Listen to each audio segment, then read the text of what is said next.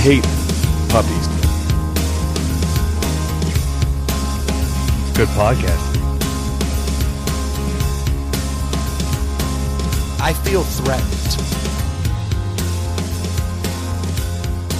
What's going on, everybody? Welcome to Inside the Pallet House. We have got a special guest today, and kind of a special day for us in general, because we're trying out the new call-in feature, and of course we don't like to do anything small, so the call's actually coming in from Italy. That's awesome. We didn't want to just put someone outside or dial Ely in. We wanted to test this thing to its full capabilities, and that is where we are. We are joined right now by Josh Williams. How are you, my friend? What's up, guys? Good.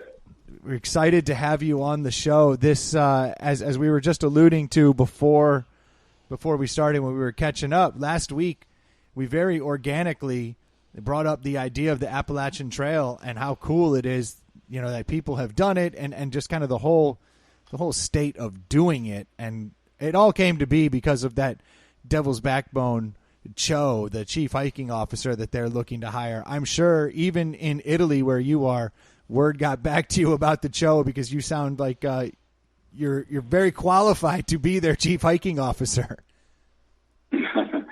Yeah, I did hear about it. I guess almost as soon as it came out, many friends messaged me and were like, "Hey, dude, check this out. This is totally you. I know you love hiking. I know you love beer." And I checked it out. I read about it, and I was just actually wondering why in the heck it didn't show up in 2017 when I did my hike. That's always the way, isn't it? All of a sudden, the good ideas show up, and you're like, I was doing that before it was cool, but thanks. I know. It's actually funny, too, because it was a big moment for us to – I say us because I ended up meeting a couple guys I hiked a lot of miles with. And my brother drove to Devil's Backbone when we got around that area, and we took like a day off of hiking and went to Devil's Backbone. And they actually let through hikers stay in their field for free and pitch their tent. And we stayed there and just like drank a bunch of beer that day. It was like a Saturday, throwing frisbee. I think they had like a live band or something. It was just a blast. That is awesome. I didn't realize they did that. Now, I know they intentionally put their, as they call it, base camp, which is what they call the brewery. Mm-hmm. I know they intentionally put it right there next to the Appalachian Trail, but I never really gotten an idea of how close it really is. Like, how far off the trail do you have to go to get to their base camp? It's, I don't know the exact number, but I think it's maybe like 5 or 6 miles. And it's so the Appalachian Trail runs, up on the more up on the ridges of the mountains through there, and you get to an area called Reed's Gap, and it's where the road that kind of goes up towards Wintergreen and everything. Yep. It's right where that road crosses. So you can, I've heard, we didn't do this, but I've heard that you can call Devil's Backbone and even have a shuttle. And if there's enough people waiting at Reed's Gap that want to come down to Devil's Backbone, they'll drive the van up there and pick you up and drive you back down to where Devil's Backbone is. Some lazy ass hikers. They can't do the 5 miles. Dude. Man, let me tell you, this is just part of what every thru hiker knows is road miles suck ass, man. Road miles are terrible because they don't count for your total mileage on the AT, and it's just extra walking that means nothing. So like, if you can get a hitch, you always want to get a hitch. Yeah, so that's what I did. I actually hitched a ride. I remember following along, and you were doing video blogs and stuff, and I followed you, and every day I would check to see where you were going, and I remember you doing like 30 miles a day on the regular, and I would be like, yeah, at the end of that day, I don't want to do an extra 5 miles down and 5 miles back, so I totally get it. Oh yeah, it was terrible. Yeah, I had 11 days that I did 30 miles or more. My longest day was 35 miles. That is so crazy. But I can't tell you how many days I had that were over 20. Most of my days were over 20. I actually averaged somewhere around 20 or 22 miles a day on average throughout the whole hike. That's insane. Something like that. Well, let's go back to the beginning because you and I haven't had a chance to talk since you did it. I just followed you and I had a lot of questions because one, you had already gotten married and moved to Italy when you decided to do it, correct? Yeah. So just all right. So to back it up a little bit of how I got into this is. My younger brother, Troy, do you remember Daniel? You know Daniel, yes. My younger brother. So Daniel and I, we would take off a week vacation every year in April, and we would do about a week-long hike on the Appalachian Trail. And we started at the West Virginia border right there in Harper's Ferry, and we just started hiking south. And every year we would take another week off and we'd pick up where we left off and we'd hike it. And I just fell in love, man, with the trail. And I was like, man, one day, I want to take off and just do the whole trail. But logistically, it's kind of, I don't know. It's a lot of time to take off for one. And everybody has full-time jobs. You know, it doesn't cost a ton of money to actually hike the trail, but it's the lost income that you have while you're on the trail. So that makes sense. I didn't know if I was going to make it happen. And yeah, like you said, so my wife works for the U.S. government, and she's an architect, and she got a job over here. And it was like 3 to 5 years is how long the job was over here. And I told her, because I had a pretty good career myself, and I was like, look, I'm going to drop my career. We're going to go to Italy. You know, I can't work over here. So I was like, I want to hike the whole trail. And she was like, yeah, I think if you're going to do it, that's the time to do it. So, we were here for 4 or 5 months, and I was like, I'm doing it next year. I'm done. I'm going. And she was like, all right. So it was my opportunity. That's so I flew awesome. back and did it. And another thing that really shocked me was when you first got on the trail, I was following along, and you were by yourself. And the trail has always been like a bucket list thing that I've always wanted to do, but the idea of doing it by yourself just seems so much more daunting because I know you're out there and I know you run into people, but you're just alone in your own thoughts so much. I would want a friend just to help me along the way when you hit those or a walls. dog. Yeah, bring a dog, something. You know. What was the determining factor? Well, I assume it's hard to find someone else to be able to do it with you. Is that what the ultimate call was, or why you went out on your own? You know, sort of. So there's a couple. So there's different websites that I don't remember right off the bat. I think like Trail Journals is one, and then there's a couple other ones where people actually post up on there like when they're going to start the hike. They have like a little bio about it, this and that, and a lot of people can meet up and say, hey, I'm starting the hike on April 3rd. You know, is there anybody else that wants to buddy up and we can kind of like talk about gear and stuff the weeks before and then meet up and you can like go and you kind of like meet a friend online that's already going to be doing the trail. That's cool. And I didn't want to do that. I kind of wanted it to be my own trip, and I didn't want to jump in and say I was going to be hiking with somebody that I really didn't even know. I didn't know if we were going to be hiking like a similar type of pace, or what, you know, was I really going to enjoy chatting with this person? You know, so I just kind of wanted to figure it out on myself. Yeah, so that's an extreme commitment. Like, I would be pretty nervous about meeting somebody I don't know because for sure. I'm going to be with you for a long time, and I'm going to be with you when I'm exhausted and when I'm hungry. And I don't know about you, Josh, but I tend to be a little cunty when I'm starving and exhausted, and I don't know how that person maybe is going to be. So it would have to be somebody that I absolutely trust and know that I'm going to enjoy being with this person for however many months this may take. I don't know. I'd have a hard time just going online and being like, yeah, you seem all right based on 3 photos and 2 conversations. Yeah, right. I know. So did you? Yeah. Yeah, go ahead. Just real quick, did you and your brother Daniel finish the Virginia track of the AT before you started from the southernmost point? No. We ended up we went from the Harper's Ferry right there at West Virginia, and we made it almost down to where Daleville is, which is near Roanoke area. So you knocked right off a around big there. chunk of it. Yeah, I don't remember right offhand how many miles it was, but it was like, I don't know, 200 and some miles or so, I think, something like that. Nice. But even doing that, if you're doing the trail in pieces, like I've done the Georgia part, now next year I'm going to come back and do the next part. You just keep, I guess, I don't know that it would feel like the same accomplishment as all at once. Yeah, it's different, man.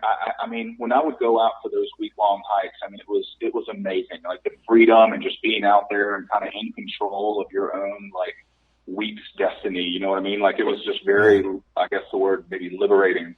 And, but then, oh my gosh, I mean, then doing the whole trail, I mean, it's just the most amazing feeling. Like, I mean, I would get up and I mean, and it was the same thing, by the way, brother, you would get up and you would pack up your stuff and you would walk all day. You'd eat some food like that you really didn't necessarily want because you were eating like lightweight calorie packed food. Like I can't tell you how much peanut butter I ate. That's actually something I've wondered about a lot is the food situation in general. Like, what do you bring? Because you have to be very cognizant of the weight of all of that food because obviously it's going to weigh you down. But you need enough to get to the next time where you can get food.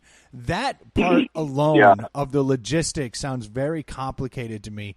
What do you do? Do you do 5-day increments, 2 day? What's the plan for that? Because you got to eat. So some people, and I heard in your podcast, I did listen to a little bit of that y'all talking about me and the trail from probably the best 20 minutes of your last week. It was pretty good. It was pretty good.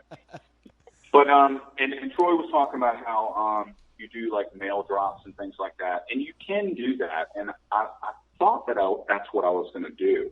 And I did get a couple packages from my wife that was sent, and a couple friends sent a couple things here and there, but not really much food. So you can actually you don't have to plan any of that for the Appalachian Trail. So I would say 3 to 5 days, you're going to come to like a road crossing where you can stick your thumb out and hitch a ride to the closest town where there's going to be like a Food Lion or a Walmart or something of that nature. And you just file the food you need until you're going to get to the next town. So if I only need 3 days worth of food, I'm obviously not going to have to carry with so much weight. And then if I need 5-6 days of food, I mean, it's just going to be more weight. And all I did was I went from road crossing to road crossing, and I would just stick out my thumb if I needed food, and I'd go to the nearest town. I can't tell you how many rides I hitched. That's something that you mentioned early on. You said you hitched over to Devil's Backbone. Now you've brought it up again. Yeah. It never occurred to me how much hitchhiking was, important or part of this, like an integral part of hiking Absolutely. the Appalachian Trail. Because I know for a fact some grizzled dude who smells like he hasn't showered in 4 days comes crawling out of the woods. I'm not going to stop. So how difficult is it to get a ride when you look like you've been in the woods for 4 days at a clip? I know this sounds absolutely mind-boggling, but it's so easy. And here's the reason why it's easy, is because all of these towns that are really close to the trail, they know that the trail is there. And they know the time of the year that hikers are going to be coming through. And people just want to do something that makes them feel good. And they pick you up and they take you into town. And I mean, it's pretty easy. I don't remember many times that I had to wait very long to get a ride ever. That's amazing. You just pop out of the woods, you got your backpack on, you stick your thumb in the air, and if you had to wait 30 minutes, that would be surprising. Oh yeah. So I had a little piece of cardboard that was in my backpack, and I folded it in half, and on one side in Sharpie it said hiker to town, and on the other side it said hiker to trail. So which I was hitching back and forth, and I would pop out of the woods, and I'm like, oh, this is the road that heads into whatever town, and I would just set my backpack down, I'd pull out that cardboard, and I'd have this cardboard sign that just said, "Hey, hiker to town." And people that live around that area that are traveling up and over those mountains, they know what's up, and they just pick you up. They're like, "Oh, you need to get some food?" I'm like, "Yep." So, Josh, I wanted to ask awesome. you. I know you did some research before you jumped into this. Did you read any books? Was it websites you went to? Like, because I know before you jump both feet into it, you have to have the right gear. You have to, I remember you met a buddy on the trail, and he went by the name Ounce because he was so finicky about. Well, I'm assuming there was other versions of why he went by Ounce from the looks of him, but he went by Ounce because he was so finicky about the weight of his pack. So did you read anything specific? Like, would you recommend anyone who is looking into doing any sort of hiking, like anything? Yes, I can. So I know this sounds absolutely terrible, but I've never read A Walk in the Woods by Bill Bryson. Oh my gosh. I know I haven't read it, and everybody's like, it's the best book ever. And I've seen the movie, of course, which I know is not exactly like the book is, but it was still pretty comical. But so yes, I tell you what I did is there's an audio book that I listened to, and I swear I've listened to this book like 15 times, and it's called AWOL on the Appalachian Trail.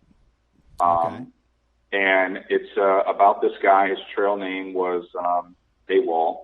And he just did this amazing book, and I've only listened to an audiobook, but I mean, it's every step of the way, and it just tells you all about it. It just got me so pumped up, man. I just would listen to it, and then when I finally set a date that I was going to do it, I mean, I bet you I listened to it 10 times in like the 8 months, I was preparing for the trail. And it just got so pumped up. But, I mean, it just really told you, like, everything about it. And it was really cool because I would get to places on the trail that I had listened to him talk about so many times. I mean, many different places. And I'd get there, and I'd totally, like, I know exactly why he said this or that. It was just really cool. And I loved it. If there was anybody that has an interest in hiking the AT or even, like, a long-distance hike in general, AWOL on the Appalachian Trail is amazing. That's awesome. Well, I'm definitely getting it. And to backtrack, so when you got into this, it really sent me down the rabbit hole. Like, I was going to Wikipedia. I went and read Walk in the Woods. I was like just researching and I was following you and then reading about where you were going and stuff. And there's a lot of things I thought I might have known, but you just touched on it. So everybody has a trail name, right? When you don't go by your name. Yep. If you're a thru hiker, everyone gets a name. Like, how do you pick a name? Do you earn a name? Like, how does that work? And what was yours? So most everybody, they do something funny, crazy, or maybe it's something quirky about that individual, and other people will suggest a name. That's how I get your trail. I actually chose my name, and I know that's like, you really shouldn't do that. And I in hindsight, I wish I wouldn't have done that. But so my trail name was Switchback. And I knew that. I just had to throw it out there like I didn't for the listeners. Yeah. So it had different meanings to me before the trail. My life had just completely turned around. I was working for a company, working a lot of hours. I worked a lot of weekends, all holidays, and like I just felt like, I mean, I made good money, life was good, but I got to a point in my life where I was like, I'm just working my life away. Like, I'm not able to like go live and be the person that I want to be. And then out of nowhere, man, my wife gets this job in Italy, and I mean, we literally packed up our whole life and left family members and moved to freaking Italy, man. Like, what the heck? And my life just made this huge, like, what I'll call switchback. So like when you're hiking a trail, switchback is when it goes, back forth up a steep part to make it a little bit easier. It's a switchback. And that's just kind of how my life felt at that moment. Before I was hiking this trail, it was just like it was basically like my life had just taken a 180 for the better, and it reminded me of a switchback on the trail, so that's why I gave myself that name. That's a great name, and I love the meaning behind it, and I'm sure that the name evolved as you hiked. And, where Josh and I grew up, it's a small town vibe, and, for him to pack it up and move to Italy, not a lot of people do that where we grew up, and I mean, I'm sure that was quite the feat for you and the wife to have to do. I love that he moved to Italy, left all his family behind, left everybody, and then thought not far enough, and went back out onto the trail, left everybody behind officially.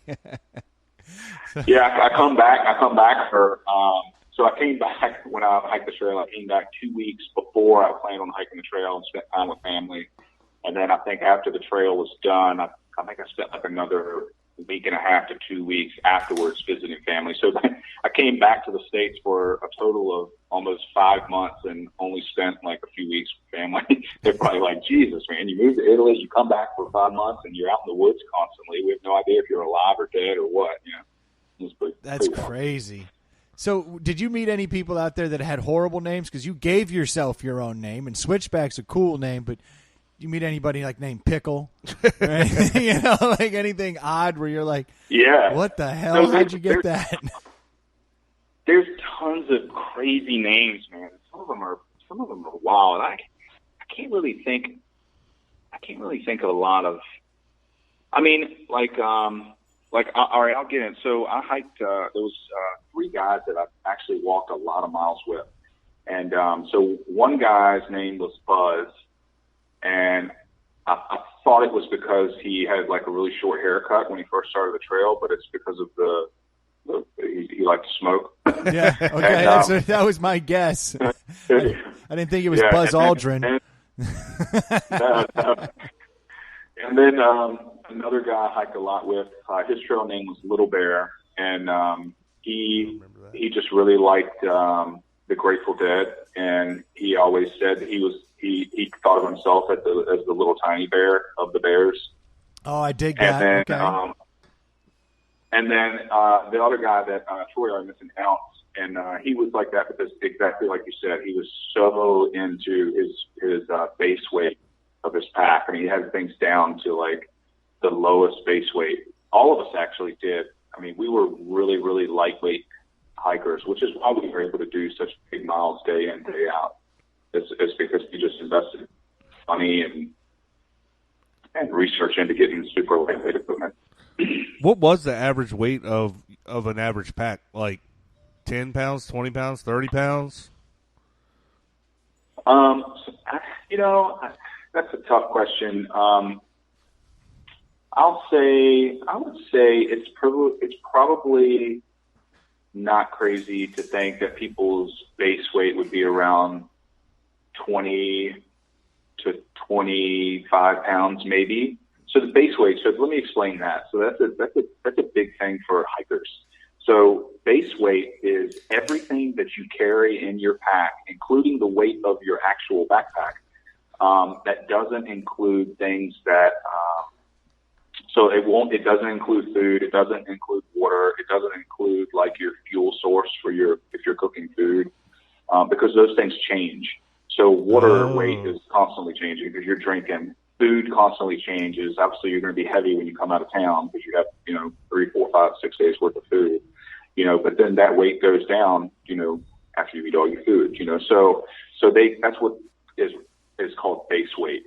And my base weight ended up being, and I shuffled around some. It was heavier in the beginning, but I ended up being somewhere around 11 or 12 pounds as a base weight. And then that would change with food. So, I mean, food's heavy, water's heavy. Water weighs, I think it's 2.2 pounds per liter. So, you carry a few liters of water through a dry spell. I mean, that weighs almost as much as your sweetie pack. I assume though you're able to filter your own water and do things like that to refill while on the trail, right? For sure, yeah. Okay. Yeah. There's water all over the AT. I mean, there's water everywhere. I mean, you're up in the mountains, it's just water everywhere. It's not like the West Coast, where you have like super long dry spells like on the PCT or something. So you're always worried about weight. And you go and you do these food journeys. You go there. Is there any one food item that you're like, screw it, I don't care if it weighs more. Like if I don't have Oreos, I'm gonna die out here. Like what is there? Yeah. Is there like a guilty pleasure food that you would take and just say, caution to the wind? Yeah. So what what I did is, I know this is terrible, but when you're hiking the AT, I mean, you're burning like 6,000 calories a day when you're hiking 20, 30 miles a day. So you can eat whatever you want. I mean, it doesn't matter. Your body's just going to process it. It doesn't matter. So I would go into town and I would buy those king size Kit Kats. Oh, nice. So what it is, it's basically like 3 of the regular like 4 vertical bar Kit Kats, like 3 of those. So it's huge. And I would buy, this is no shit, I would buy like 3 or 4 king size Kit Kats, and they weigh a lot. Like they're not light. But I would wake up in the morning, I would pack up my bag immediately, I would get on the trail, and I would have that Kit Kat, and I would eat the whole king size Kit Kat for breakfast every day. You had such a good opportunity for a nickname. You should have been Kid Kat. Yes. That would have been awesome. I mean, Switchback's good, but Kit Kat's funny. I dig Kit Kat. That's awesome. Don't they melt? What's that? Don't they melt in your bag? Like sometimes they would melt, but it didn't matter. I ate it anyway. I guess that's true. If you're out in the middle of nowhere and you've got a goopy Kit Kat, you're like, that's a damn good Kit Kat. Yep. You're damn right. You don't give a damn if it's healthy or not. You're eating it off the paper. It doesn't matter. So I know you're a bit of a beer drinker. Was there any time where you could get your hands on beer? Because I'm certainly not going to want to haul a 6-pack around for a hike. So were there any times where you got to actually sit back and have a couple beers? Absolutely. So there's so when I would go into town, to resupply, I mean, sometimes I just grab like a couple beers and just, have a couple beers. And then like there was time. So in some of these other towns, there's little hostels, which is just really cheap, like place for hikers to stay. And sometimes it's as cheap as like $15 a night. Sometimes it's $25 a night. And, as long as they didn't care that you drank at the places, which most of them didn't, I would resupply in town and I would get like a 12-pack and I'd come back to the place and sit around with some other thru hikers that were staying there for the night and kick back some beers. It was great. You get a shower, it's kind of nice. So it's really about you kind of time it. You're like, all right, I've got a base camp, if you will, for the evening. I'm able to go in town. I'll pick up a 12-pack, have a little camaraderie. But you're not leaving with beers out onto the trail. You're like, we drank them. No. That's perfect. All right, cool. How often would you actually get in a situation like that where you got to interact with people and kick back and have a beer? Is that like once a week, once a month? It was probably every 7 to 10 days, probably. Yeah. And it could be more than that. I mean, there's people that go out here, man, and they start this hike and they hike they hike from like road to road and they hitch into the whatever town and get trashed and they just turn it into like this huge party. Like it's a wild community out there, especially in the beginning. But then as you kind of, move along the trail, get 3, 4, 5, 600 miles in, those kind of people are behind you. The people kind of thin out a little bit. Do you ever find you can make it whatever you want. Do you ever find any people who just like posted up, like they're out there in the woods and they were like, screw it, I'm not traveling for the next few days, and just kind of chilled? I mean, does that even happen? Yeah, it does. Now those people are out there living off the land. Well, like, that's a different ball game. See, I remember. Go ahead, Josh. I was like, they're not out there catching squirrels or anything. I can promise you that. They're just, just taking it slow, But hey, man, that's their hike. I mean, one of the mottos for hiking these things is hike your own hike, man. Like people would, other hikers would hand me shit because I was just knocking down big miles, and they were like, dude, you're just running through the trail. You're not experiencing this and that. And I was like, my thought to them was just, for one, I'm hiking my own hike. And then, this is just kind of what I want to do. I'm stopping off in all the great places to overlook and I'm seeing all the stuff. I just didn't go into town and just party every single town that I could possibly go to and do. I had a goal. I needed to finish. I wanted to finish it in a certain time frame, and I knew that I had to knock off some miles when I could, and that's just how I did it. Yeah, I remember Josh, following Josh, and all hikers take what they call off days, Brendan, where it's like, okay, we did 35 miles today. Tomorrow, we're not going anywhere. We're hanging back. Yeah. Now, I think Josh can speak on this more than me, obviously. Some take a off week or something, but Josh was very specific in his goal. His goal was get through this thing. Yeah, that makes sense. I remember you would you meet up with Ounce or Little Bear, and you'd hike for a week, and then they might take an off day, and you keep on, and then you might be away from them for a few days. And correct me if I'm wrong on any of this. This is how I remember it. So, you want to speak on that? Yep. Yeah. So I met Buzz and Little Bear. So they are actually best friends and neighbors. They grew up in New Jersey. Hold on, Buzz and the Grateful Dead fan were friends? That doesn't add up.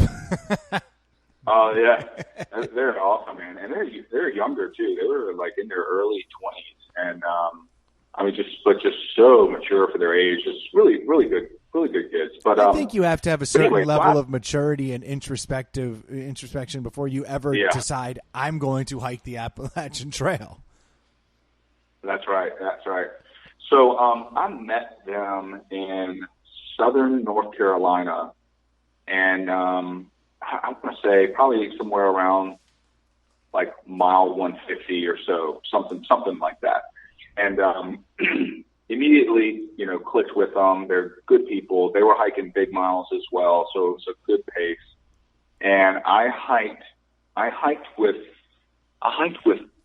Buzz and Little Bear up until probably around mile 400 or so, and then that's when we met Ounce. And then the three of us were pretty much together almost to the end. I mean, we hiked a lot of miles together. I want to say I hiked with Buzz, I think somewhere around 1,400 or 1,500 miles. Dang. With Buzz. Wow. We lost Little Bear every once in a while because he was doing a little pink blazing. So I don't know if you know what that is. No idea. We both just looked at each other like, what does that mean? So the Appalachian Trail, you follow the white blazes, which is just a white paint mark on the tree. And high tech. Pink blazing is basically he was trying to hook up with some chicks. So he was. Oh, that's brilliant! Hold on. So there's a woman's tee, just like when you're playing golf. There's a spot that might be a little easier, and so if you go there, you're more likely to meet women. No, I think it just means. Oh, pink blazing is just going out hunting. Yeah, he's trying to get some pink. Oh, that's hilarious. He was okay. He was on the prowl. So sometimes he would dip off and be like, "Hey, I'm going to walk back and see if I can hook up with blah blah blah." I think she gave me gave me the eye back in the other town. All right. Is there a lot of hooking up on the AT? I never would have thought that. Touching a nerve there. Now I'm like, ooh, interesting. I didn't really think about that. So this guy, because we can talk about him. He was single, right? So we can delve into his. We're all going to live vicariously through him. Did he do pretty well out there, on the Appalachian Trail, trying to meet women? Oh, I mean, he is a good-looking guy. So I guess I think he did okay. I don't want to get into his business, but he had a couple good runs, I'll say. That's nice. Fantastic. And being a good-looking guy on the Appalachian Trail, that's a little different. It's like we always joke around that in Chicago, we've noticed that the hottest women in Chicago would be a 7 anywhere else. It's just something about the city of Chicago. I don't understand it, but if you go there, you just see really everything seems to peak out around 7. And so when you see a 7, you're like, damn, she is smoking. And I believe the Appalachian Trail probably does that on some level to you. Oh yeah. Where it's everybody's starting to look a little more haggard, a little dirtier, and then you're just like, man, that's a dime. Right there. Yeah.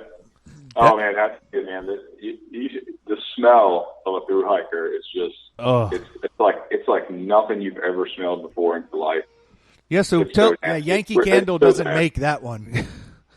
So no. Talk about so that bad. because I remember watching all your video blogs and you were in a lot of the same clothes a lot. So were you able to bathe in a river, or was it only when you got to the hostels and stuff? What's the what's the hygiene like, the daily life? I mean, I guess you're not carrying deodorant because you're like, I don't want to carry 3.6 ounces of this. No, That's yeah. exactly right. So you're more like so you're more I hardcore had- than the TSA on that stuff. You know what I mean? yeah. So yeah. I mean, I hiked in shorts and a t-shirt for almost the majority of the entire trail. Even in the beginning in the cold, you're not really cold when you're moving, hiking up and down mountains.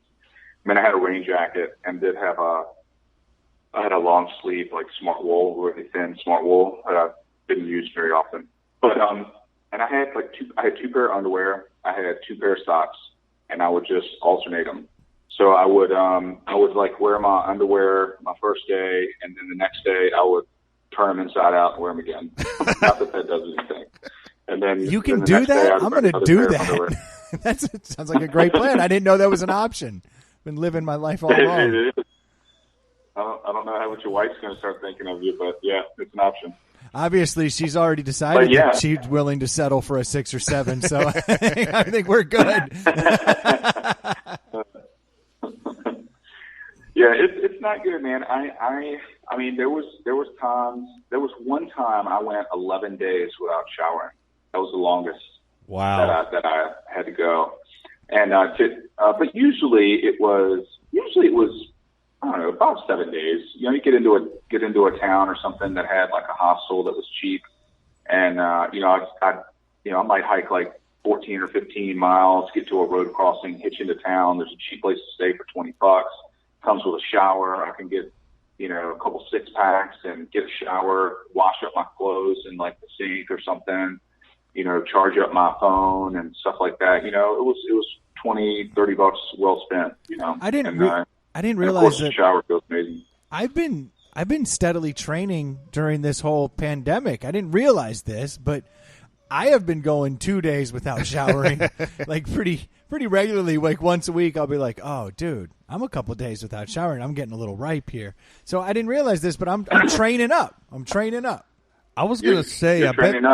up. Dude, when I got back from the trail, I would regularly go like 3 or 4 days without a shower. It was just so normal for me. And Yeah. I'm like, well, I'm just like sitting around the house or like walking down the road to the store and back. And I'm like, I'm not really doing a whole lot to need a shower, especially after you came from off a trail where you're hiking 100 miles, 120 miles in between showers. Like, I'm like, well, I don't really smell that bad. But I guess when you're comparing that to the smell of a through hiker, Yeah. Finally, my wife was like, I think maybe the shower every day thing should come back into play here. And I'm like, yeah, you're probably right.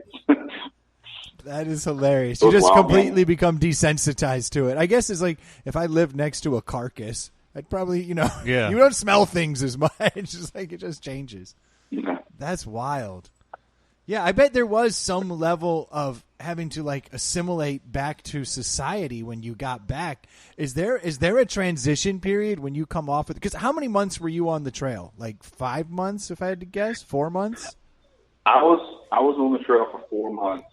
So to the day. So I started on April 3rd and I finished on August 3rd. So when you come So, back to 4 months. civilization and like you're seeing people now all the time and dealing with kind of the hustle and bustle of life where it's not at your own pace, is there a curve there to get back into the swing of things?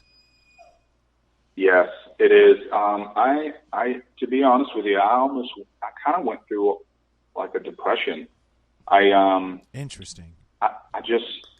I loved it, man. I don't even know how to put into words what it meant to me to hike this trail. Like I went through a roller coaster of emotions on the trail, like good stuff, good, Sure. But like at first I was like, man, physically this is going to be so demanding. And then I got about 2 or 3 weeks in and I was like, which was, your body's, just physically it's like screaming at you, you're just getting used to it. Your feet are hurting, your knees are hurting. And then after maybe 2 or 3 weeks, like you just physically, you're fine. Like I feel like I could just hike all day, which I did. Like it wasn't a big deal. And then the emotional part would like get to you. I mean, you're doing the same thing day in, day out. And it starts to get to you a little bit, I mean, I knew that I had a, Italian summer, back home that I was missing, and I'm out here, sometimes it'd be raining 3-4 days straight. And I'm just literally walking in the rain for 4 days straight. And I'm like, I could be on the beach here in Italy, like with my wife, and so it'd get to you, I mean, but, I talked to my wife before I left. I was like, there's going to be times that I'm going to end up calling you and I'm going to be like, mentally just broke down. And I need you to be that person that says, finish the trail. This is something you've always wanted to do. So no matter what I say, you have to keep me pumped up. And that happened a couple times. I had a really, really bad day in Maine. So I was pretty close to the end. I think I was probably 180 or so miles maybe from the end. And I just had like this really tough day. And I ended up on top of this huge mountain that had these beautiful overlooks of all the lakes up in Maine. And I called my wife and I broke down. I was crying. I was just like, I'm so tired of this. And at the time, I wasn't hiking with anybody. I don't think I had seen anybody for like 2 days. Oh my gosh. And I'm just in the middle of nowhere, just freaking hiking. I mean, in Maine, there's very little around. I mean, you're in the middle of nowhere when you get up there. Oh, and, even the people in Maine agree with you. Like, there's not much there. Yeah. Yeah. But it was my favorite state. After all said and done, Maine was my favorite state. I loved it. I absolutely loved Maine. It was beautiful. I mean, I remember just pitching the tent by the lakes and like hearing the loons at night.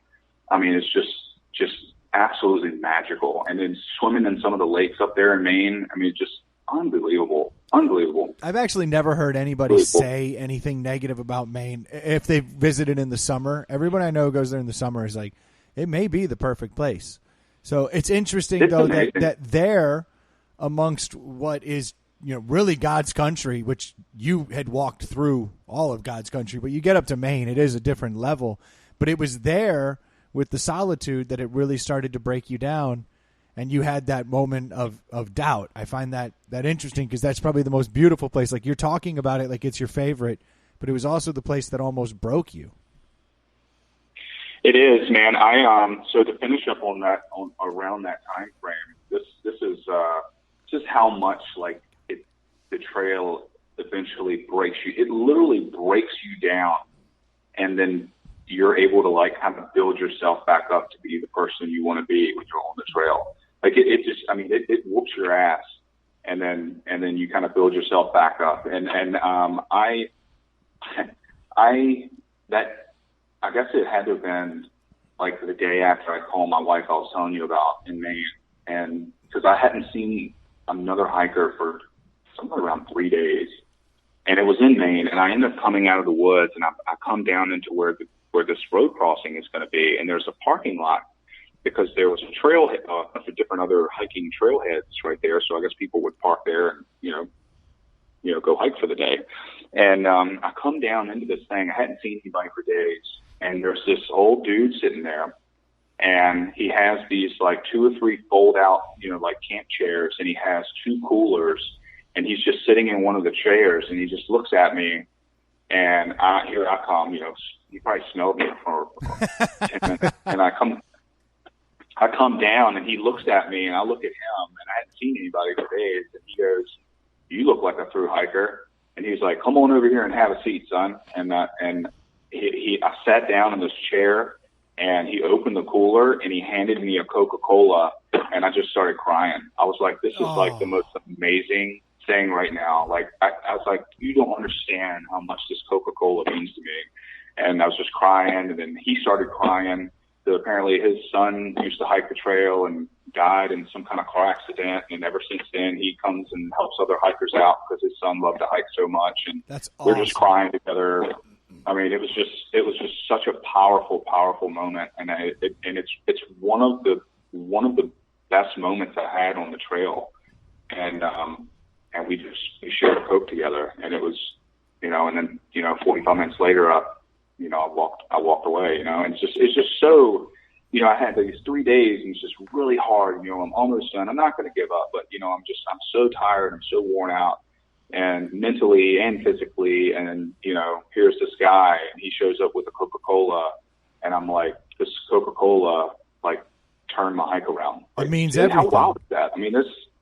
It makes sense though, man. So when I see these, when Coke, I see these commercials, I see these Coke commercials like share a Coke, share the world, like love, and I'm like, they have no idea. Those polar bears have no idea how much that means. like every Christmas, you cry when you see a polar bear, and you're like, it's Yeah. that damn Coke. Yeah, That's Josh. awesome, Exactly. man. I That's remember. awesome. I remember one of your video blogs, and it was like pouring down rain, and you were talking about being in the shit for a few days, and like in that one video blog, if I recall correctly, like I saw your emotions like roller coastering the whole way, like you were happy, and then you were just beat down, and it was like just watching it was pretty damn amazing, and I remember hearing stories about, and I mentioned on the last podcast about when you would come across the as the hikers call it, trail magic, where people would, kind-hearted people would leave out things for you guys, and that guy's obviously part of the trail magic. Do you have other trail magic stories you can talk about? Yeah, man. I had quite a few. In the beginning, it was everywhere because there's so many people in the very beginning. So a lot of people, would come out and do magic and stuff. So what they would do is people would come out with like grills and stuff. So like at a parking lot, kind of like the one I was just talking about, and people would just bring grills and grill hamburgers and hot dogs and have soft drinks and fruit and stuff like that, beer. And, you'd come down and sit down and have a couple beers and a soft drink and, eat some brownies or something they had, and it was just, it was cool. Like, but yeah, a lot in the beginning, because you got to think in the southern part of the trail, and Georgia, North Carolina, Virginia, even up until you get into like, I would say maybe starting in Vermont, things started to thin out. But you got to think that area down south of the trail, I mean, it's so many people in that area, in that Appalachia like area. There's little towns and stuff everywhere, so there's people around. Once you get up into like Vermont, the wilderness up there, and even in New Hampshire and stuff, there's not as many like small towns, so there's not as many like road crossings. There's not as many opportunities, I'll say, for trail magic. So it gets more rare as you go up north. Yeah, we didn't talk about it, but there was a lot of good spots. We didn't talk about it. Like there's various ways to hike it. We kind of mentioned it where you can do it in chunks, and then you did the south to northern track. There's other hikers that do north to south. So you got out early spring and tried to stay ahead of the heat. And I can see where you would definitely run across more trail magic on the lower half than on the upper half. We need to sponsor a trail magic spot. Like I really want to do this. Like I like the idea of promoting the Inside the Pallet House podcast to hikers, because they may want to listen to stuff at night. Well, Josh knows where we are. We're south side of Richmond. So, Josh, if we wanted to do some trail magic, where would be a good close place for us to hit the AT? And the thing that we're thinking is we do want there to be some level of traffic. So, like, hopefully I see someone if I sit there all day. And then... So there's a lot of good spots in Virginia. So,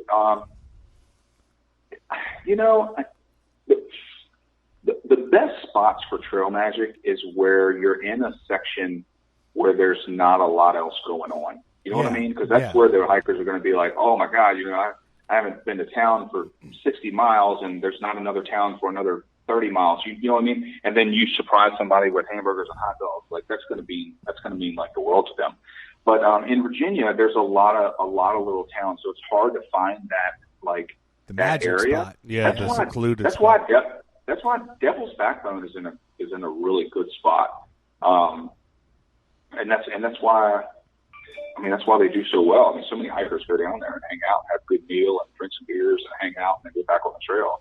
But so I plan on doing this as well when I get back, or probably next year. And I'd love to hook up with you guys because obviously I've definitely been wanting to do that. Yeah, you can stop here, have a shower, get a beer. We got you. Blue Ridge. Go ahead. Yeah, I would probably load up the truck and hit the Blue Ridge Parkway. And there's many areas on Skyline Drive and Blue Ridge Parkway where the trail, the AT, crosses over. And a lot of them are right there at like a overlooked parking area, so it's a perfect spot. So I'd probably pick somewhere like that and just do it there. Because, even though that there's towns kind of close by, a thru hiker comes through and there's hot dogs and Gatorades and hamburgers and fruit and all of that hanging around, they're going to stop hanging. For sure. So that sounds awesome. That's probably what I would do because it's easy to get in and out. Easy parking area. At least it's nice for you too. It's nice for you. So that's probably what I would do. So Josh, did you listen? Like, you had your phone. I know you had your phone. Did you listen to podcasts? Did you listen to music, or were you in your head the whole time and just talking to your fellow thru hikers? So, funny story. So I did not listen to podcasts. I did listen to some music, but this is a crazy story. So my brother drives me down to Georgia. It's like 8.5 hours from Mechanicsville. And we drive down to Georgia. We stay a night in Georgia. The next morning he drives me to the trailhead. It's pouring down rain, lightning storm. It is, I mean, crazy rain. Welcome to your journey. I literally get out. Yeah, I get out of the car. I put the backpack on. He snaps a couple photos, and he's like, "All right, I got to get back to Virginia." And he leaves, and I start the hike. And all day long it rains. So, excuse me. So that night, the very first night, I take my phone out of its quotes waterproof case, and it's drowned. My phone is dead. Oh no! And I swear to God, man, first freaking day, my phone is dead. It never cuts back on. So I don't remember how many days later, maybe 3 or 4 days later, 4 or 5 days, I get to my first hitch to go into his town. I think it was called Hiawassee, Georgia. It's this town, and they had a Verizon store. I had to buy a new phone. And I didn't have any of my music on the cloud, so I had like zero music. And ended up like a month later, Buzz's, the guy I was hiking with, Buzz, his younger brother was like, "Hey man, give me your phone and I will download a bunch of music I have on the computer." And this kid's like 17 at the time. So he downloads like all this music. I had no idea even what most of this music is. And I just ended up listening to that the whole rest of the way up the trail, listening to this random stuff I don't even know. I still don't know like half of it, what it is. I love it. And You got a 17-year-old version of Buzz picking your music for the next 3 months. You're like, okay, here we go. I know. I started to really like Wiz Khalifa and like different shit. I'm like, what is this crap? I was going to say, I started listening to it. I'm sure you were happy to have it. Like, you're like, hell yeah, something. I was. That's actually awesome, though, because most people, our music taste and our music development stops somewhere along the line of our lives. And it's usually when we're kind of like peaking and cool. So this is probably occurring in your young 20s, but starts forming around that like 17. Well, you had this life-changing experience where you were handed a 17-year-old's music, which allowed you in some respects to reset, and go back in time. So you actually have the music you grew up on and loved, and then you've got Buzz's brother's music, and it means everything to you because of the moment in time that you got to hear it. So that's wild. You have better music taste than most of us. Well done. Yeah. I get home and my wife's like, "I didn't even know you like rap." I'm like, I don't know if I do or not. I'm like, "It's just all I had, man." I'm like, "I'm just listening to it." I would assume that you have like in reference to the songs, but I would assume that you like hear a song and it takes you back, or you smell a smell or see a thing or just have a thought like on the regular, right? Like, I can't imagine. I mean, that's such a big part of your life, even though it was 4 months. Like, I bet that pops into your head all the time. It really does. I can't even all the time. Sometimes I'll hear like even over here, like I'll hear like this certain bird chirp, and I remember being in the northern states, like Vermont, New Hampshire, Maine. And there was this certain bird that had this wildest like call, and it was very, very distinct. And actually, in some of my videos, you can actually hear the bird in the background. And the videos that I did, one of that Troy that you listened to. But and sometimes I'll hear like this. It kind of sounds like it's a bird even over here in Italy, and it just reminds me of that bird. So like little things like that, you know, like That's the Coca-Cola polar bears and shit like that. That's awesome. We are about to take a quick break to crack a beer, and I know you have an Italian beer over there. This is a little different than a traditional deli. We couldn't possibly get you this random-ass beer we have.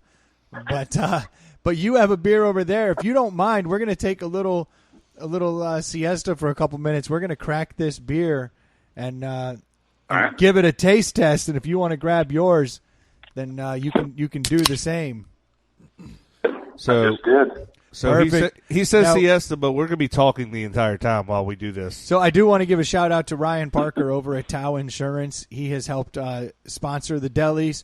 If anybody ever needs insurance, home, auto, life, annuities, Roth IRA, business, farm's probably the most appropriate for today's episode. If you need farm insurance, then you should call Tao Insurance and get in touch with Ryan Parker, which is 804-855-4567, 855-4567. Ryan will take care of you, and at a minimum, he'll talk to you about the podcast, but he'll definitely also talk to you about insurance. Might get you a damn good deal. So, Ryan, thanks for sponsoring the deli this week, buddy. You can also hit him up on email at Ryan, RYAN, at Towe Insurance, TOWE, insurance spelled all the way out, .com. So this week, we have what I think is going to be disgusting. This is the center of the universe, oatmeal raisin cookie porter.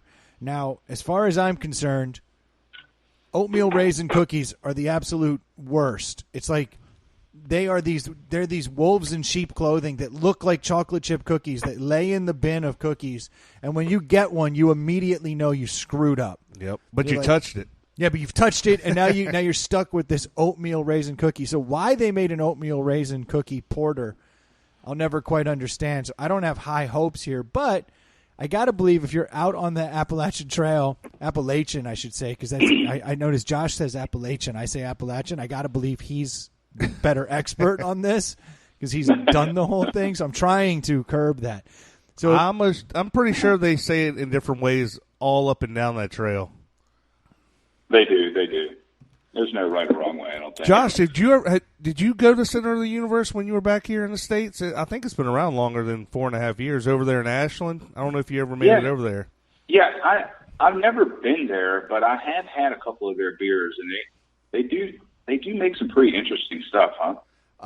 Yeah, this one, we'll see how this one nets out. I mean, I guess it's appropriate because if you're on the trail, oatmeal raisin cookies probably keep pretty well and are full of good nutrients. But for me, it's the last pick of the bunch, that's for sure. And this beer is interesting. Like upon first sip, I've only had one sip, but it is portery, and I feel like it's chocolatey. Where the hell is the oatmeal raisin? If I didn't turn this beer around and read the label, I wouldn't know it. It just tastes like a funky porter to me. Definitely has some like cinnamon going on or something. Yeah, I could taste. I've got like a cinnamon or nutmeg situation. So it's like a very confused oatmeal raisin cookie, and there's a sweetness to it. I'm assuming that's the cookie because it's sweeter than a porter should be. Josh, what kind of beer do you have over there? Because I'm jealous that you're in Italy. When I was in Italy, beer was actually fairly difficult to find outside of, the Peronis and the Morettis. I didn't see a whole lot of deviation in the little stores that I went to. They certainly don't seem to have like the craft beer situation that we're dealing with here in the U.S. over there. They have craft wines, right? Like, isn't that their their wine, bread and butter? Look, the wine is shit your pants and go blind good. I mean, you just everything over there. Like you go in and they're like, this is our table wine. And you're like, I guess I'll drink it. You're like, yo, that's better than any wine I'm getting over here. Like even their throwaway is amazing. Yeah, as far as the beer goes, they're definitely not.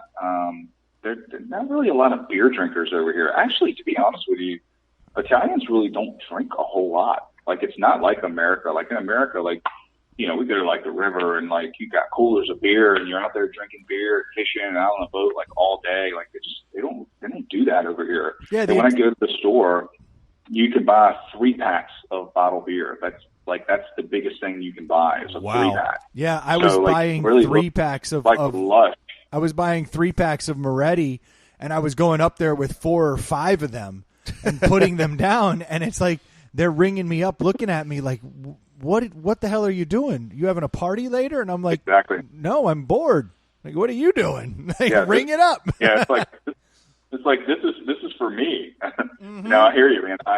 So what I'm drinking, I'm actually drinking a Peroni Chill Lemon right now. So it's like a lemon infused beer.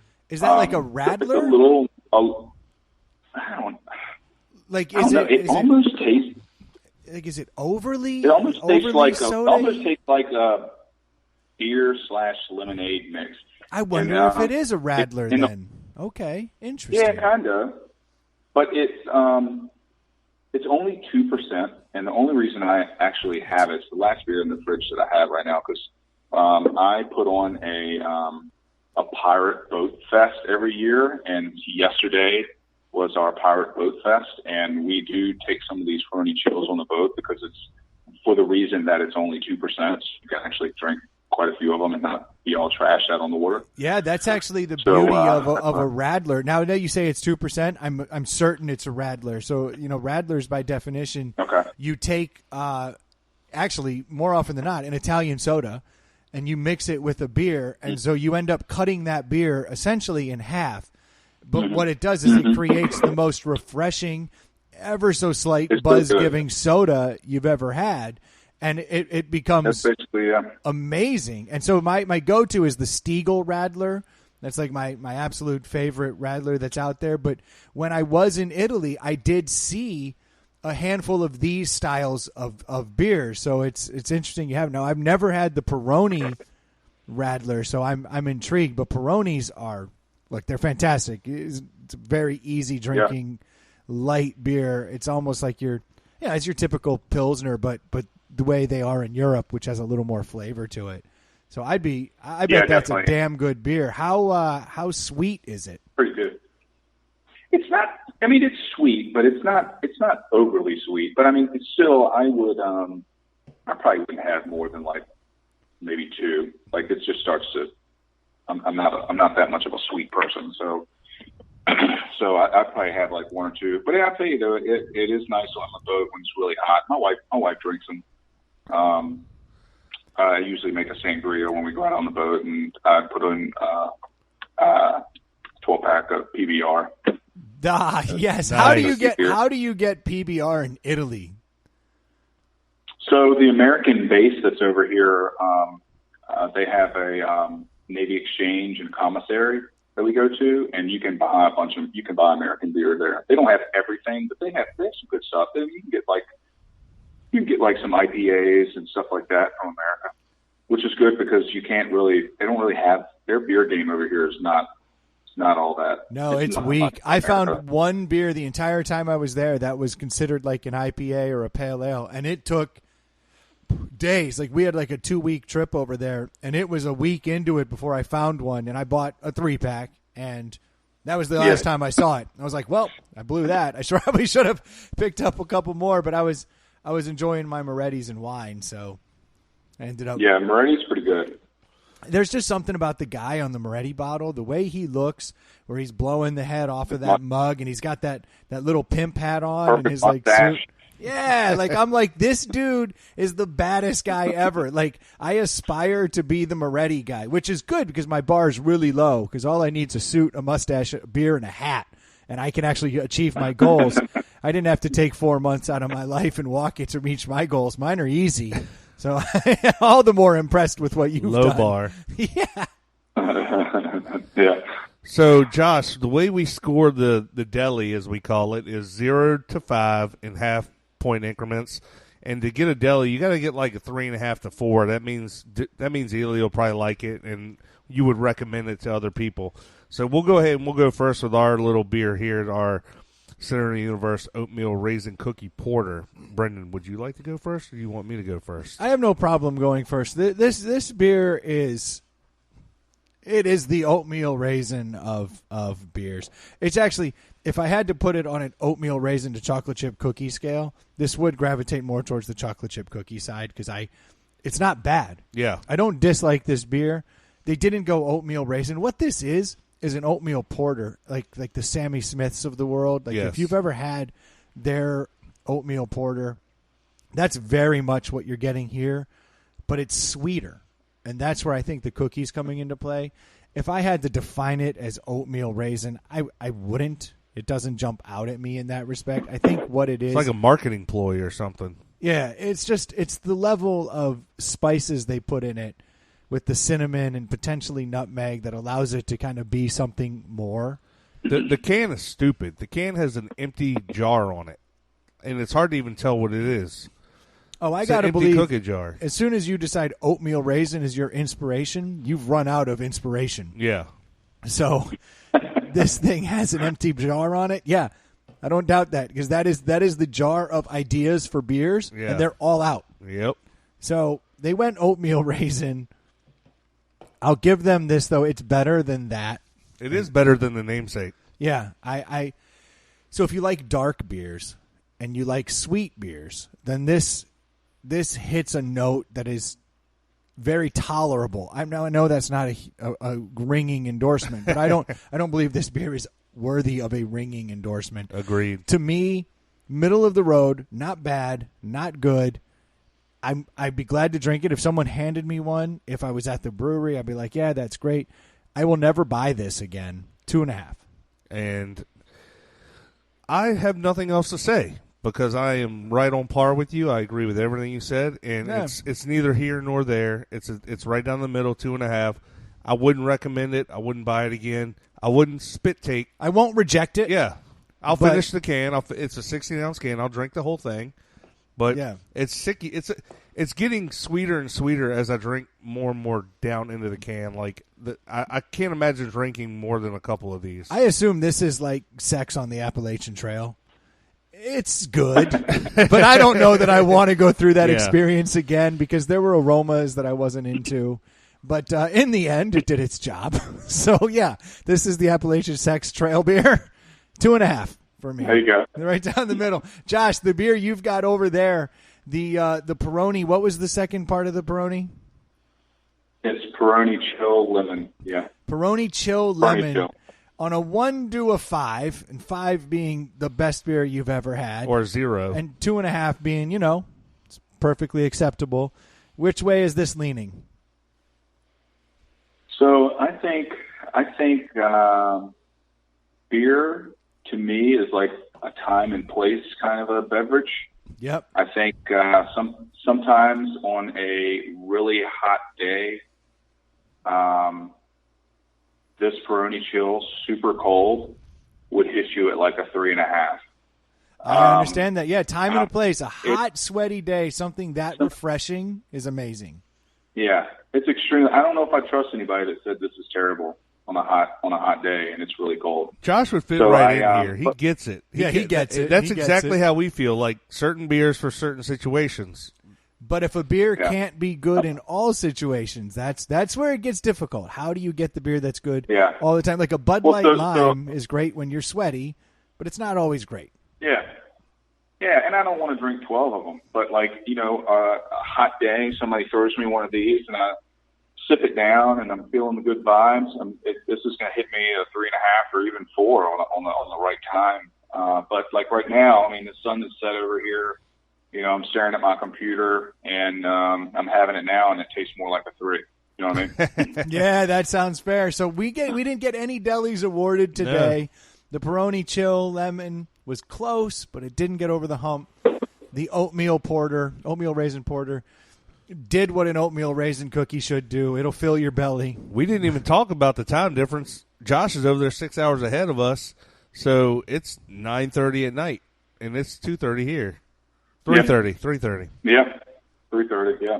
Well, that's why I was glad we got to start Yep. this a little early, because usually when we record, it's like 8 o'clock at night, and I didn't want to do that to you. Yeah. That sounded absolutely miserable. You were Yeah, nice I enough appreciate to it. join. I mean, I don't mind doing it, but I mean, this is definitely better than me waking up at 1:30 in the morning for a 2 a.m. call. So yeah. You said something earlier that I just love, and I'm going to bring it back up because it's probably the name of the episode.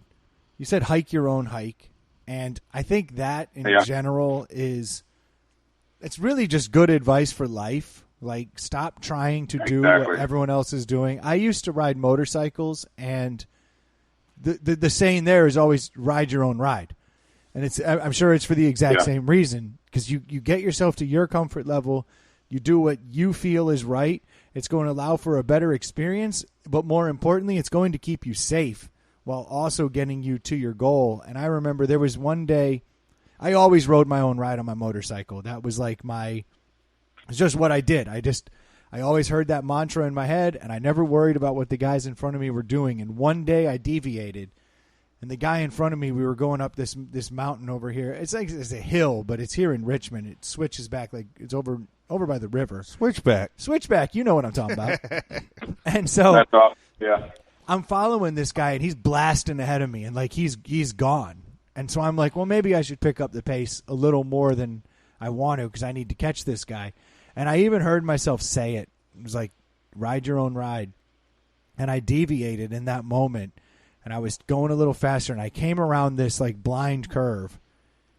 And I had the bike lean down as far as I feel comfortable with, but I'm now at the edge of my comfort zone.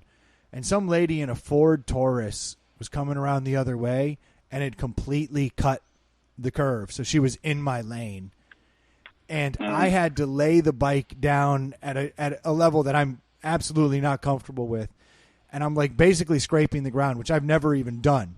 And I remember looking down and seeing my tires about an inch or two away from her tires, and then her mirror go like right by my head. And I like just closed my eyes thinking, okay, I'm going down. Like this is when you wreck, go limp. Try not to. And fortunately I didn't, but it scared the bejesus out of me. And I knew I wasn't riding my ride. Yeah. And I had fucked up, and I'd taken myself out of doing what I was supposed to be doing. And then I ended up selling my motorcycle soon thereafter, and I've never purchased one since. Like I'm like, I'm out. And so when you said hike your own hike, it just kind of reiterated that life lesson that I had learned, that you always have to ride your own ride. You have to hike your own hike. And I think that advice and that concept, it carries over across just about everything we do, because the moment you start breaking out and trying to do something that you don't want to do, or be someone you don't want to be, you're just going to get yourself in trouble, because you're getting further and further from the truth and from where you need to be to actually end up where you can make it through your journey and come out on the other side and be the better person. And so I was excited to hear you say those words, because it made me realize that everybody needs to hike their own hike, ride their own ride. That's right. Race their own race in this life. So not to make it too deep, but I mean, I know that this was obviously an emotional and an introspective time for you, and it's probably changed you dramatically. And so it resonated when you said it. So I wanted to go back to it. Hey, this oatmeal raisin porter is stronger than I thought.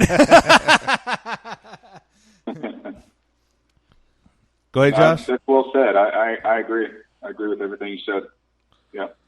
So, well, I got a question, because we kind of went blue earlier when we were talking about the pink blaze and getting lucky on the trail, and I believe it or not, this left my mind, but it popped immediately back in.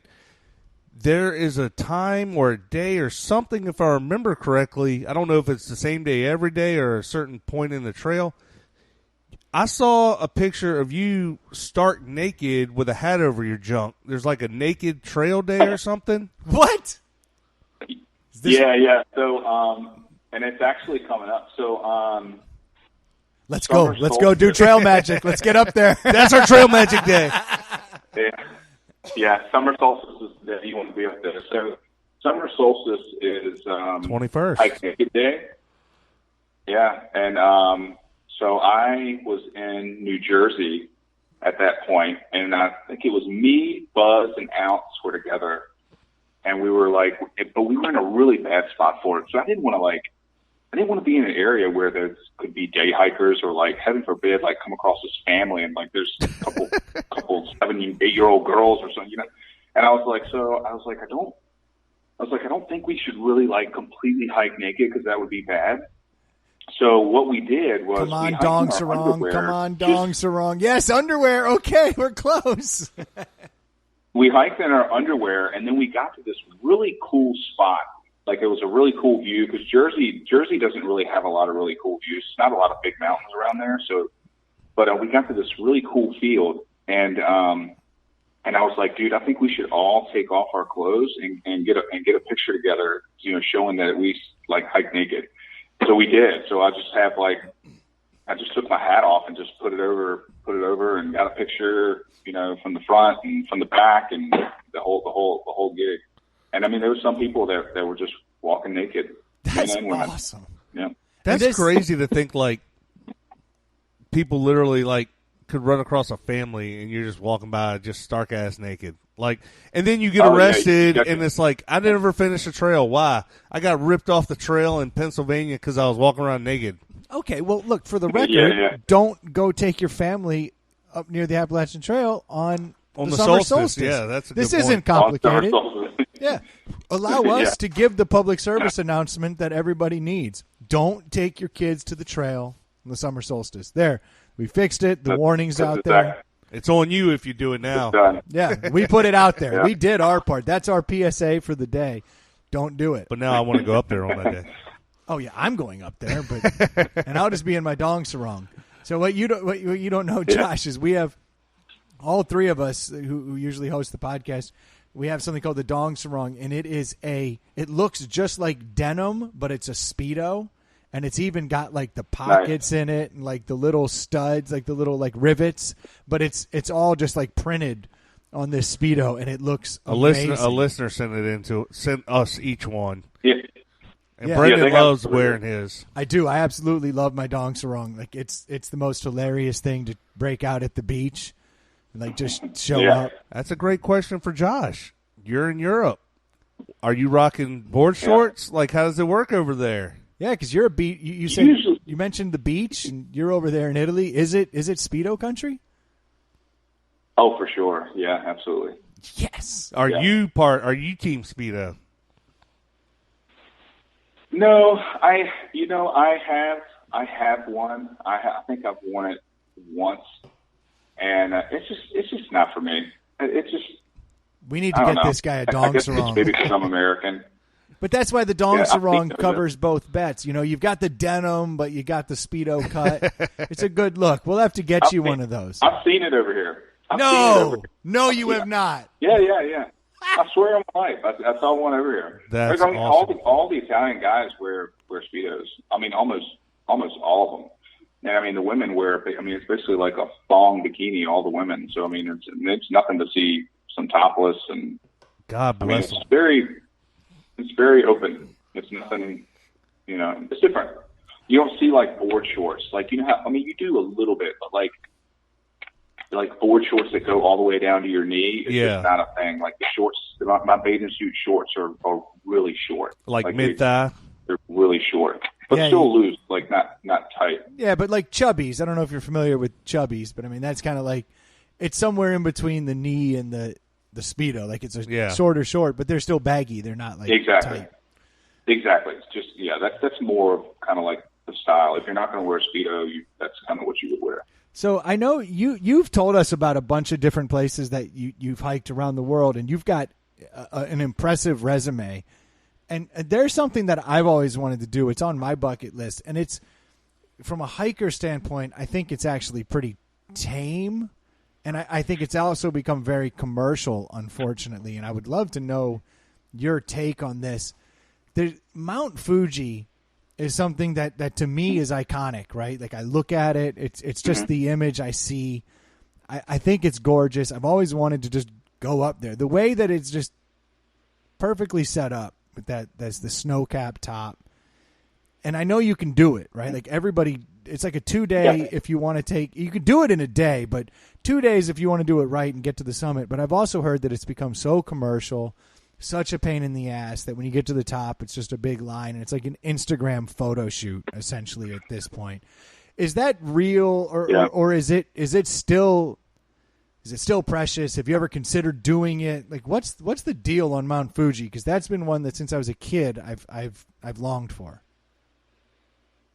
So I've never done Fuji. So although I do have a really good friend of mine that just moved to Japan, and my wife and I are supposed to be going out to see him either next summer or the summer after. And he's already told me that he's going to take me up Fuji. So you're going to do Fuji when you go to Japan? Yeah, for sure. Yeah. I mean, they live in Tokyo. So, I mean, his wife is Japanese. So yeah. And I think they're going to be there for 3 or 4 years. So, yeah, I plan on doing it, in the next couple of years. I know, I'm sure it's exactly what you're saying. I can totally see where it's a line of people going up the mountain and everybody taking that Instagram photo. And I don't really enjoy that kind of hiking. Actually, I don't like it at all. But you know, some mountains need to be climbed and need to have pictures taken on top. You know, so I mean, I get that too. Yeah, I mean, but that's why I asked, because I feel like you like the solitude and the being able to get out there and really do it, not be surrounded by all the people, based on what I'm hearing. And so you probably get to do a lot of these hikes.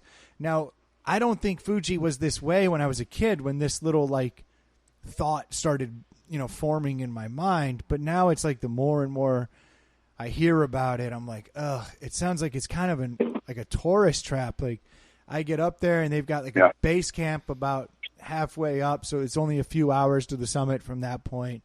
And it's like everyone can sit there and they feed you sake and food, and like, yes, you get to sleep on the ground, but it's not, you know, it's still pretty commercial. And then you get up there and it's like, I got to stand in line for the photo. So it's kind of taken away from it. And I figured that probably didn't sound as appealing to you, which I totally get, because it doesn't sound all that appealing to me.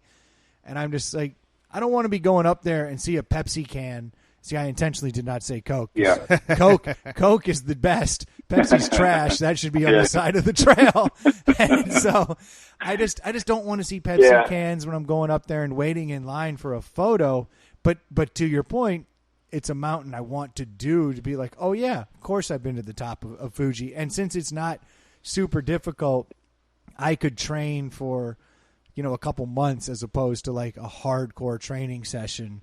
If I was going to try to hike or scale a real mountain. I'm not saying Himalayas or something, but you know what I mean? Like it's a different hike. It's an easy hike. I don't need a Sherpa. I'm going to get one, but I don't need a Sherpa.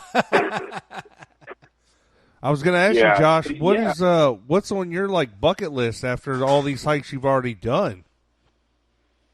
Good question, Troy. So, yeah, that is a good question. So I you know, I don't know. It's basically, it's coming down. It's starting to come down to whatever my wife lets me get away with. Yeah, I think we all live that life. Yeah, I mean, a couple of years ago, I did a 9-day trek in the Himalayas.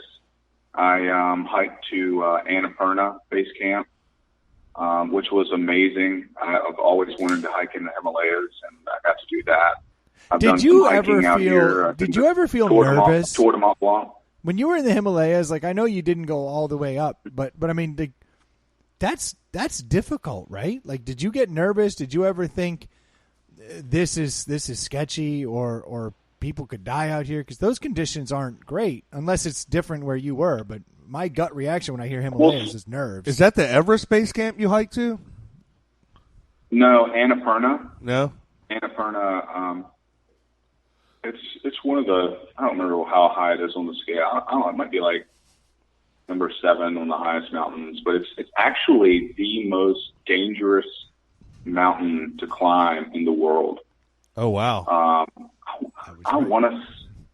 Oh man, I hate to throw out something that's not exactly right, but I want to say people that actually. And now let's get this straight. I hiked to the base camp.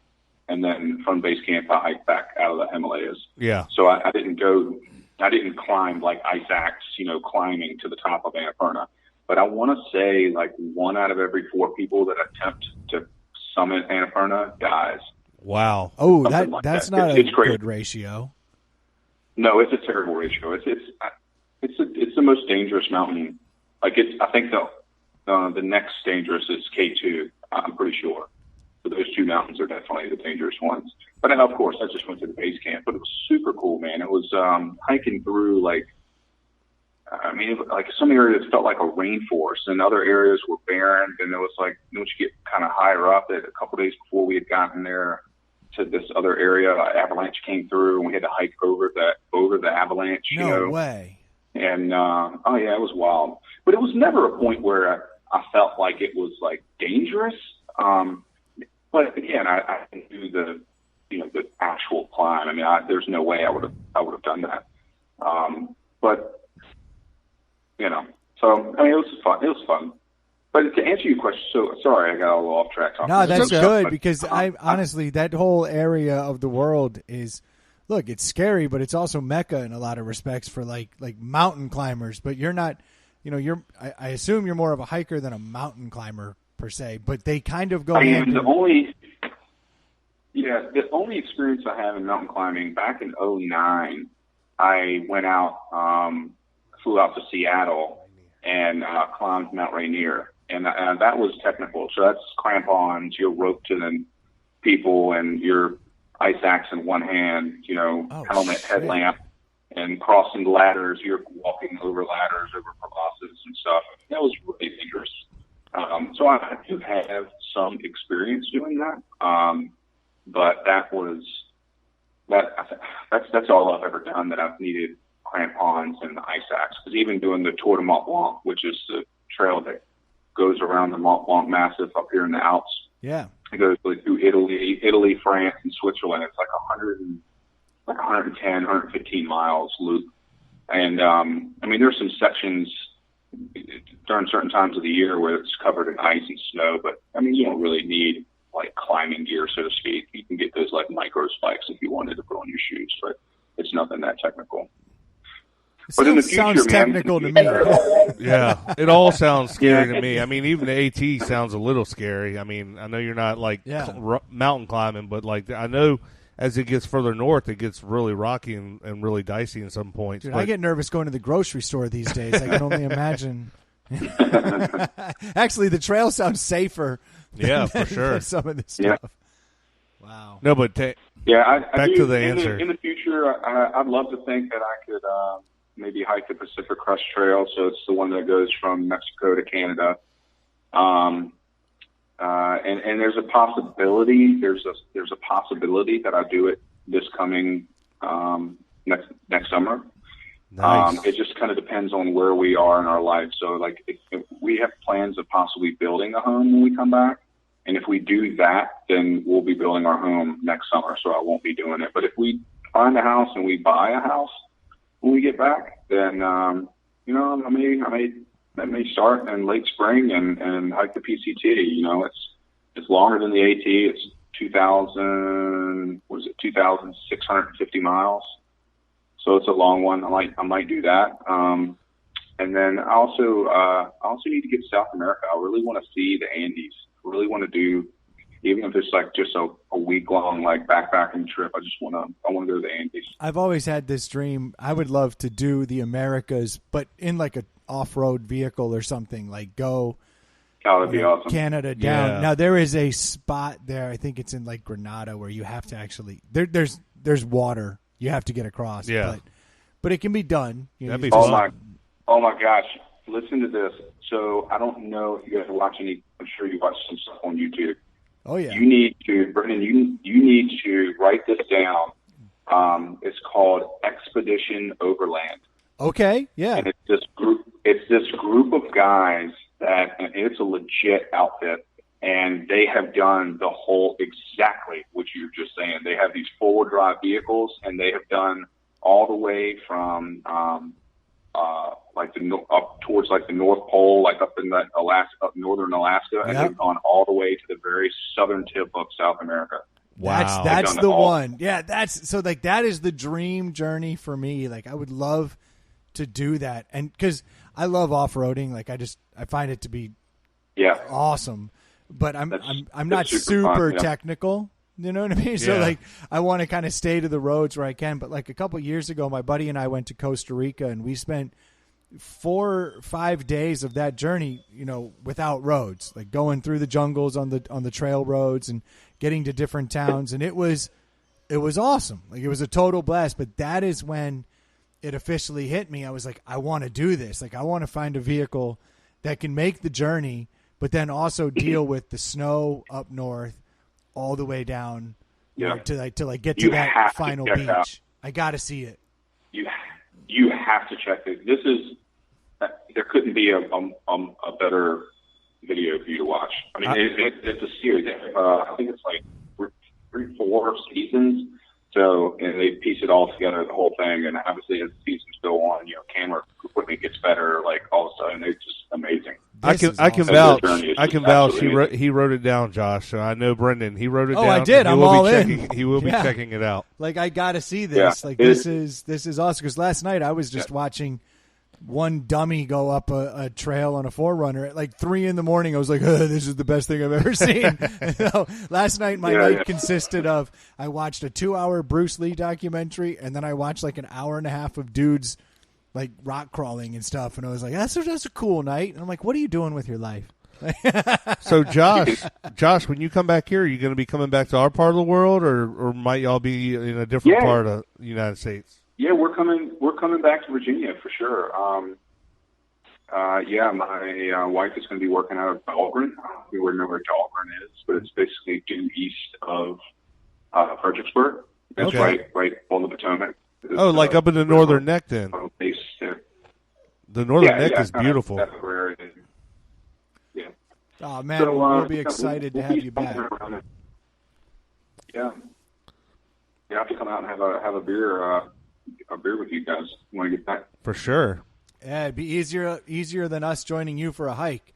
So we'll do that. We'll take the path of least resistance. Sounds good. No, this is awesome. Josh, man, this is great. I know we said we'd only keep you for a little while, but it's been an hour and a half. So thank you so much for your time. I know that you got your life, you got everything going on there. So thank you so much for taking time out of your day. But this has been something that we've wondered about, we've often thought about, and you've managed to do it, which is just awesome, man. Congratulations. Yeah. I didn't realize that only about 20,000 people had actually completed the Appalachian Trail front to back, and you're one of them. So it's really impressive that you pulled this off. Not to mention all the other places that you're hiking and other things you're doing. It sounds like you're living your best life, and that's awesome. You're hiking your own hike, man. That's really exciting to hear. Yeah, I appreciate it, man. Yeah, it's been the past 4.5 years. It's been pretty wild. I definitely have a different outlook after all of this. And it is exactly what you said earlier when you were talking about the hike your own hike. I mean, that's what it is, man. You got to figure out the things that you want to accomplish in your life, and you can't take your eye off the prize. You just got to keep heading towards that direction of what you're trying to become or be, or hike your own hike. Yeah, you do it. You do it for you. Don't worry about the other people. Don't try to keep up pace with other people. They have different goals. You'll end up disappointed. So I'm glad to hear you're doing it, man. I hope you continue to enjoy your time in Italy. Italy is it's an amazing country. And the little bit of time I spent there, it actually changed my life a little bit, just seeing how they approach life and food and drink and family, and just the land there is amazing. So I'm glad you're getting to see that. Ultimately, that'll probably influence your direction as well, just like some of these other experiences. So you're doing good stuff, man. Absolutely. Josh. I appreciate it. Yeah, it's been great. Josh, I can't thank you enough, man. You've been a huge inspiration to me, and I tell your story to everyone that'll listen, and I can't thank you enough for coming on here. And I can't wait for you to be back in the States so we can hang out again, man. I miss seeing you, and look forward to your return. I appreciate that, man. That's I can't wait to be back to visit friends and stuff. I'll definitely come have a beer with you guys. I had no idea, man, that it inspired you as much as it did, but it means a lot, man. It means a lot. If somebody takes something good out of what I've done. I mean, it's just fantastic. It's awesome. Well, I know. And hopefully, you get a chance to get out there. I would love to. I really, it's on my, it is my ultimate bucket list, and maybe one day I'll be able to at least knock. I mean, I've been on parts of it, but at the very least, I'd like to knock out the Virginia section or something. But it's definitely something, you know, that I've always looked up to and looked up to you for having completed. Well, I appreciate that, man. Well, that's cool, man. It's good. Sounds like your new board is working. First call. Yeah. It does. Yeah. Thanks for allowing us to try the new board. And like I said at the beginning, we wanted to do it big. We wanted to get a call from Italy, not just from around the corner. Let's actually use this thing to our advantage. So thank you for allowing us to do it. It wouldn't have worked on the trail on account of the day one soaking. And I assumed you didn't have a 5-pound bag of rice to put your phone in. So I'm glad you found a Verizon store. yeah, exactly. I still have that waterlogged phone too. It's upstairs in my nightstand. I don't know why I keep it. I'm just like every once in a while, like once a year, I plug it in and try and turn it on and see if it actually starts working, but it never has. Man, put that thing on a trophy. Yeah, like, seriously. Let that bronze it. Yeah. That's awesome. Look, Josh, thank you so much for your time again, man. We really do appreciate you taking time out of your day. This has been really eye-opening for us, and I'm sure the listeners are going to love it. No problem, guys. I appreciate it, and I'll chat with you guys later. All right. Talk to you later, Josh. Good night. Cheers. See ya. All right, cheers. Dude, that was awesome. That was great. That was really cool. Yeah, that's going to be one of my favorite episodes ever. I hope the listeners liked it as much as we did.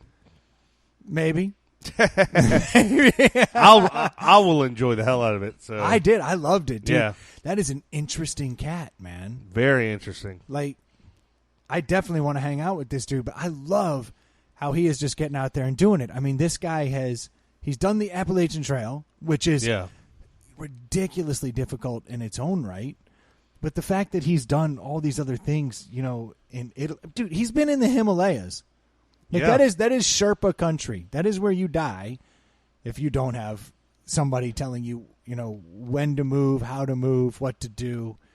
You know, seeing the lay of the land. This guy gets it. Yeah. And I love that his life, you know, twisted in a way where he was able to do this because he was a cubicle jockey, man. Yeah. He was like all of us, kind of stuck in in a rut.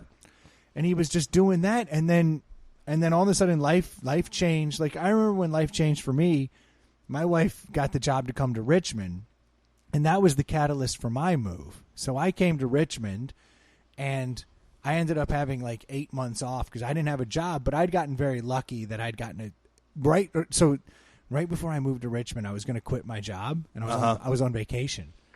And I was like, when I get back from vacation, I'll put in my 2 weeks. My wife was going to move down, girlfriend at the time. She was going to move down, and then I had 2 weeks behind her because I wanted to stay around just long enough to get this commission check from a big deal that I had closed. I got a phone call while we were on vacation. And it's my boss, and he's like, I absolutely hate to do this to you while you're on vacation, but we're shutting down the division. Damn. So, like, my job's gone, everyone's job's gone. Like, so I gotta, you know, we're out. I'm sorry to call you on vacation. Now, this is while my 2 week notice has already been typed, and it's going in on Monday when I get back. Yeah. So he's like, but I got you a sweet package, you know, so you're gonna get all this, you know, here's your severance pay, and it's like I got you double what you're owed. Yeah. I was like, no way. And then he goes, and yeah, because you wouldn't got anything when you turned that 2 week notice in. Nothing. Yeah. So now all of a sudden I have like 6 months of pay coming to me, and then he's like, and as a solid, like I know you have all these deals that close, but they're not going to. I'm going to get you all that commission in one lump sum. So I got this big old check, plus I had like a salary for 6 months coming in. Wow. And I was like, there is no way this just happened. I was like, man, I'm so sorry this happened. I hung up the phone. I was like, we did it. You know, and I won the lottery. And I remember turning to my wife and being like, since it was at the end of the summer, I was like, I wish this had happened at the beginning of the summer because I've never lived at the beach. I would have just taken a few months down at the beach. Just try to live at the beach, like do kind of that lifestyle. Like I know being a beach bum for a summer sounds pretty all my dope. buddies were spearfishing down there and like doing cool stuff. And I was like, man, I wouldn't mind spearfishing. I had a buddy who owned a pool cleaning company. I was like, so I cleaned some pools. Yeah, and then like go out for 3-4 hours in the morning. I was going to spearfish and surf because I didn't know how to. I was like, I want to surf. I want to do all this stuff. And she was like, you can go. But I was like, yeah, but it's going to be off season. So what ended up happening, I came down to Richmond, and I didn't do anything cool with that time. And now Yeah. it's like you hear something like that, like I could have done more with Yeah. it, but instead I gained 25 pounds. I just skateboarded and rode my bike all over Richmond and like ate and drank, which I Yeah, guess it's- was awesome. But yeah. that's like my Appalachian Trail. Well, we didn't talk about it, but I remember one of Josh's video blogs, like, he was like a month in, and I mean, he's not a big guy. He's a very in shape guy, and he had like dropped like 15 pounds. I'm sure he was like, just rail thin. Yeah, just running through, calories. I mean, Despite the Kit Kats. God, I wish his nickname was Kit Kat. that would have been a dope Kit name. Kat is a great nickname. Like I spent this hour with him, hour and a half with him, and I'm like, oh, I have his nickname. Yeah. In fact, I'm probably going to call him Kit Kat. Like when I see him, I'll be like, Kit Kat, what's up? Well, you weren't on the trail with him, so that's probably allowable. That's Yeah. a trail thing. But this was my trail Yeah, moment. exactly. And Kit Kat's what came out of it for me. Well, that was awesome, man. That was cool, man. Troy, So thanks for cool. setting that up. I'm I'm glad glad. that worked. Hey, I'll accept it, but all the thanks goes to Josh for taking time out of his, schedule. What a good dude. Yeah, What a solid good dude. It's funny because, he's been over there for so long, and I haven't seen him in so long, but he would fit right in here. Everybody here would love him. Well, I think we're easy to get along with. Yeah, well, for sure. He's just as easy to get along with. Yeah, that's awesome. That's awesome. I'm glad he got to share those stories, though, because Yeah, that's man. cool. I never heard that. I think I'm going to have a Coke, though. Yeah. I'm serious. I had a 12-pack of Coke sitting in the fridge, and I drink them once every couple months. Like, I Yeah. don't drink a lot of Coke. Yeah, I don't ever drink sodas. But when I have a moment, I agree with him. I love a Coke. I think Yeah. a real Coke is one of the best treats in the world. So when he said that, I was like, dude, I get this. Like, if you're emotionally drained and someone hands you a Coke, fuck. Yeah. That's awesome. Good on Josh. That's a great dude. Troy, thanks for setting that up, man. And My Josh, pleasure. My pleasure. thank you for joining, man. We certainly appreciate it. Look, everyone out there who's been listening to this show, thank you guys so much. We do appreciate it. I do want to give a shout out. We had a couple different Venmos come in this week. It's becoming a weekly tradition. So this week, I want to give a shout out to Brandon. Thank you so much, man. It certainly didn't go unnoticed. We will be using that money for good. We're not taking the money. We're using it for the benefit of the podcast. And the White Knight, That's right. he actually sent something over the other day too. So a shout out to both of them, the White Knight. And the White Knight's not even like a hardcore listener. No. He listens very rarely. So that was kind of cool that he sent one. So Brandon and the White Knight, thank you guys both. I've also noticed a few more 5-star reviews come in, which is great, but Nice. keep them coming, but also type a review up because they're funny and we'd like to give the shout outs. Because if you just do if you just do the 5-star review, we don't know who sent it. But if you type in a 5-word review, we can give you a holler. So just keep those reviews coming, keep those 5 stars coming.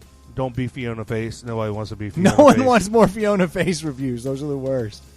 Now, look, thank you guys so much for the support. It means the world to us. I hope everybody is doing as well as they can. And I hope that we're bringing you a little joy. And you guys, every time you reach out, it brings some back. So thank you guys so much for reaching out and sticking with us. If you reach out to us on the Facebook page, we do hear from you. That's the Inside the Ballot House podcast Facebook page. You can always find us on Instagram and Twitter at ITPH Podcast. Or you can find us... Venmo. Oh, yeah, Inside the Venmo's Pallet House. Inside the Pallet House. There's a lot of different ways to stay in touch. And also, if you haven't Cincinnati swapped somebody, please do so. Sign them up for the show. Grab their Yep. phone. It's acceptable now, kind of. Actually, it's a little creepy. You can share it. I think you can send it to people. You just send them Yeah, the link. Just send them the Yo, link. bro, check this out. That's how I got Josh. That's how I got it over to Josh in Italy. I just I love it. sent him the last episode. It was the right move. Look, thank you guys so much for tuning in. We'll be talking to you next week. Cheers. Cheers. That was a pretty good podcast, don't you think?